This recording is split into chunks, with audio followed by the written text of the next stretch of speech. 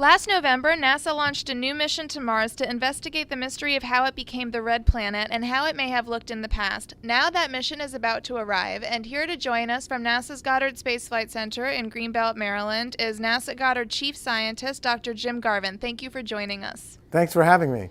After nearly a year-long journey, MAVEN is finally arriving at Mars. Tell us about the MAVEN mission entering Mars's atmosphere. So MAVEN is an orbiting remote sensing mission that will study how Mars' atmosphere, the cold atmosphere of today, interacts with space weather, loses parts of itself to space, and connect that Mars of today to the Mars of the past, when we believe the atmosphere and conditions on Mars were warmer and wetter, more hospitable for life. So MAVEN is a time machine to put the Mars of today into the context of the Mars of the past and ask, how did it evolve?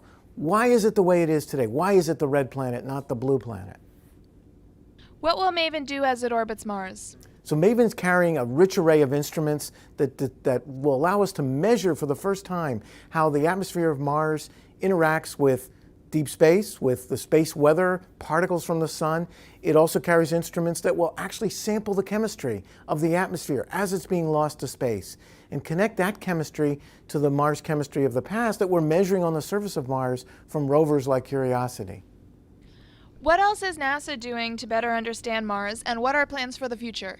So right now, NASA has a rich array of robotic missions exploring the red planet. We're on the surface with two rovers, Curiosity and Opportunity. We have orbital constellation measuring Mars from the Mars Reconnaissance Orbiter, Mars Odyssey, and soon MAVEN. And we're planning new missions, a new rover mission that will extend what Curiosity is doing to a new place with new instruments to actually capture pieces of Mars for return to Earth someday. All of these missions ask the question, are there signs of past life recorded in the history of Mars? Its atmosphere, its rocks, its ices. Can we tell? Could we ever tell? And to open the Martian frontier to the possibility of humans going there to explore our neighborly, brotherly planet. How does studying the red planet's evolution help us understand the formation of other planets, including Earth? Well, Mars is a canonical small rocky planet in our very interesting little solar system. But in the bigger scheme of things, we're discovering dozens, if not hundreds, of planets around nearby stars, exoplanets. These planets, we think, have climates with atmospheres and histories as well.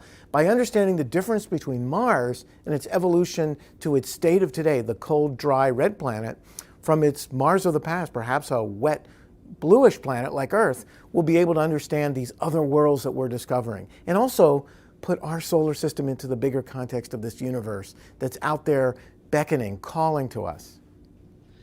Sounds good. Where can we learn more? Well, you can go to NASA's website, www.nasa.gov/MAVEN for the MAVEN mission, which will put MAVEN in context to our bigger journey to Mars. Great. Thanks so much for joining us. Thanks for having me.